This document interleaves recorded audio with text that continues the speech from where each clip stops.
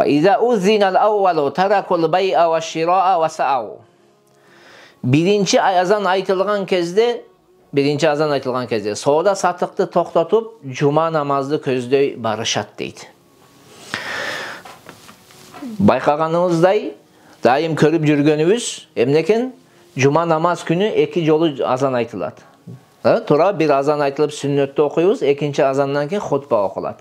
Мына ошол биринчи азанды айткан кезде адамдар бардыгы эмне кылыш керек? Сауда сатыкты токтотуп, жума намазды көздөй жөнөш керек. Жума намазды көздөй эмне кылыш керек? Жөнөш керек. Бул милдеттик түрдө. Бизде азыр жума намазга азан айтылып жаткан кезде бардык базарларыбыз ачык. Бардыгы иштеп жаткан болот. Бирок жума намазга барышпайт. Бул өтө чоң күнөөлөрдөн болуп эсептелет. Сауда сатыгында дагы береке болбой калат.